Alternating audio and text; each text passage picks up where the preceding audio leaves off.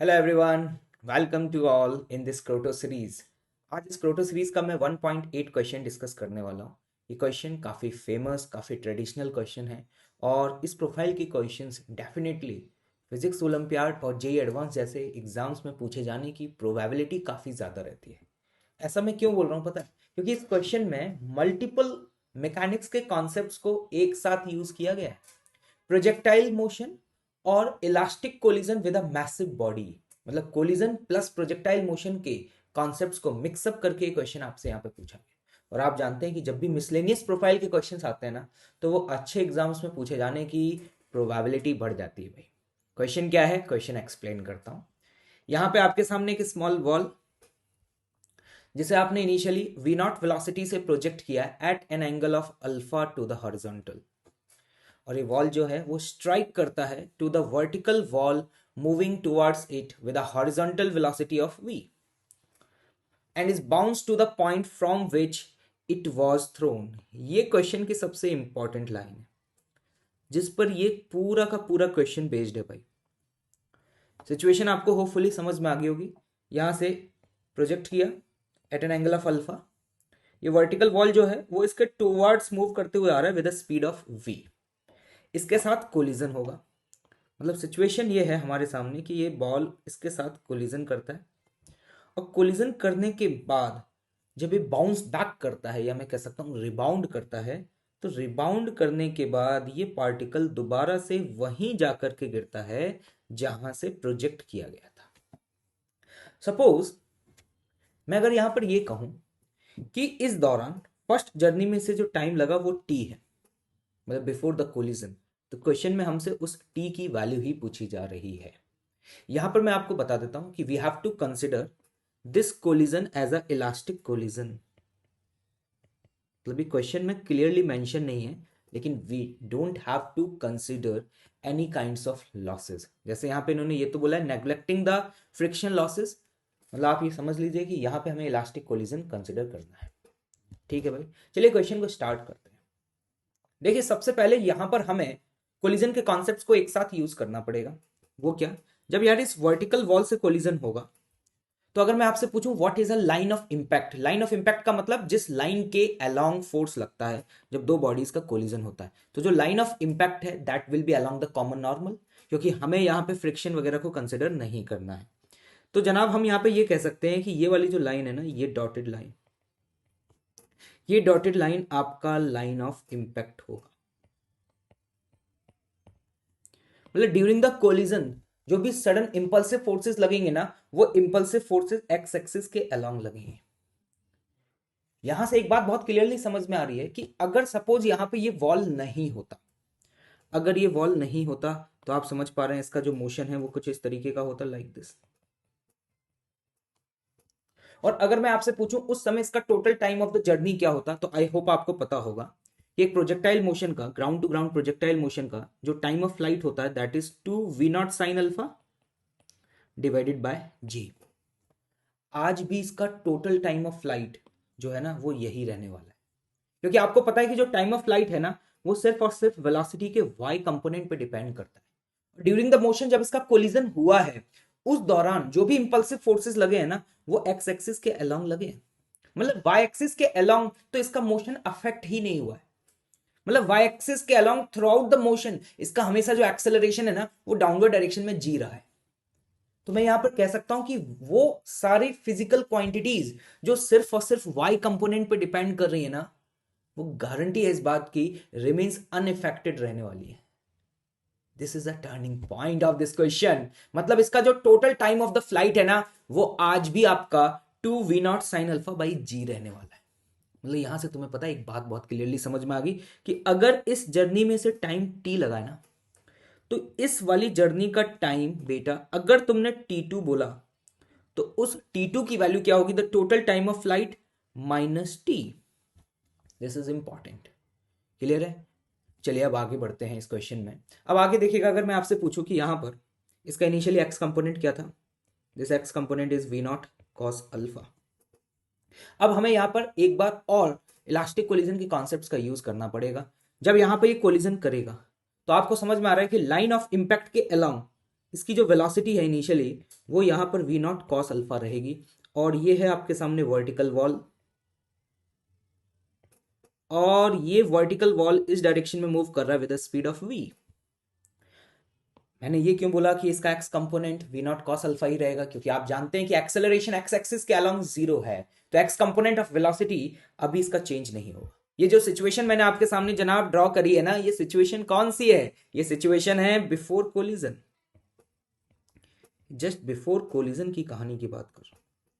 अब क्वेश्चन आपके सामने यहां पर ये आता है कि अगर यहां पे इलास्टिक कोलिजन हुआ, मतलब कोफिशिएंट ऑफ रेस्टिट्यूशन का वैल्यू 1 है, तो जस्ट आफ्टर द कोलिजन इसका जो वेलोसिटी होगा, अगर मैं उसे वी डेस बोलूं तो वो वी डेस क्या होगा? देखिए एक बात तो आप समझ लीजिए, ये जो मैसिव बॉडी है ना, ये इसका वेलोसिटी तो रिमेन्स अनचेंज रहने वाला है, या हम ये कह सकते हैं ये चेंज इतना कम होगा जो कि नेग्लिजिबल होगा। अब ये वीडेस कैलकुलेट करने के लिए आपको यहां पर डेफिनेटली मैकेनिक्स में इलास्टिक कोलिजन के कॉन्सेप्ट्स पता होने चाहिए। मैं यहां पर ये कह सकता हूं, अगर इलास्टिक कोलिजन है तो velocity of particle with respect to the wall before the collision जो भी है, just after the collision velocity of particle with respect to the wall same रहने वाली है।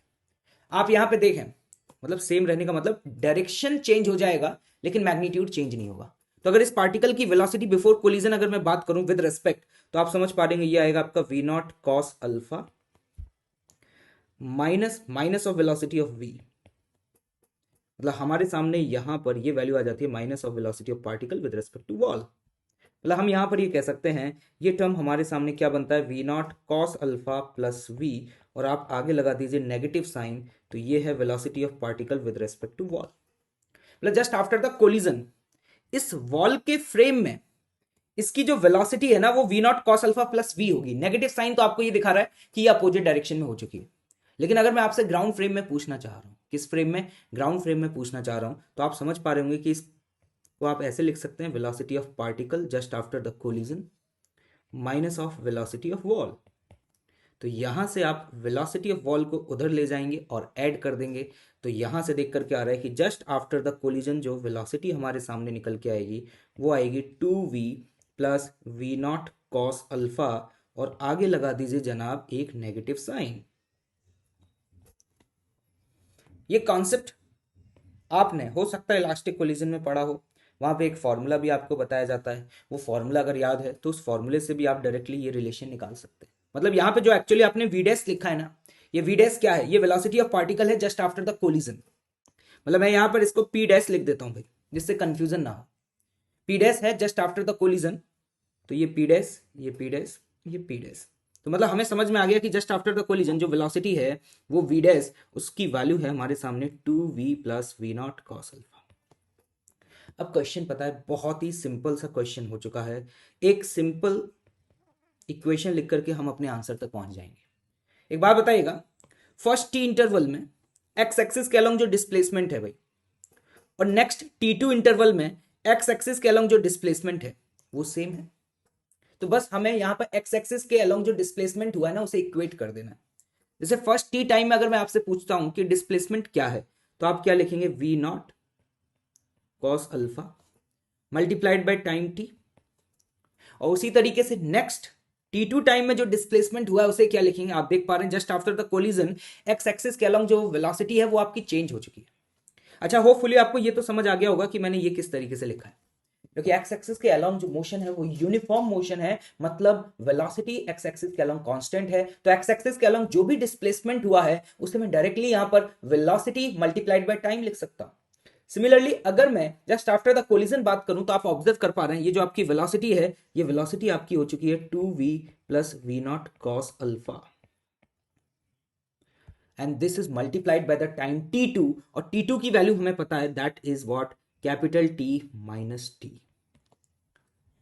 क्लियर है बात? यहां पे इस इक्वेशन को सिंप्लीफाई कर लेते हैं और हमें यहां से स्मॉल t की वैल्यू कैलकुलेट करनी है। तो यहां पे आप देख पा रहे हैं कि v naught cos alpha into t, यहां से ये वाला टर्म इधर आ जाएगा, तो यहां पर t को कॉमन लेकर के इसको लिख सकते हैं 2v plus v naught cos alpha multiplied by t. अरे भाई स्पेस तो बचा ही नहीं, एक मिनट थोड़ा सा इसको स्लाइड कर लेते हैं।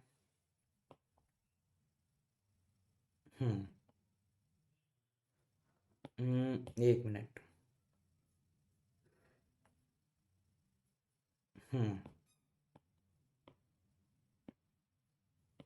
अभी ठीक है ना भाई। अब आ गया हमारे पास स्पेस। आई होप कि आपको ये तो समझ आई गया है ये इक्वेशन किस तरीके से लिखी है। बराबर आप क्या लिखने वाले हैं यहाँ पे, 2v plus v naught cos alpha multiplied by capital T.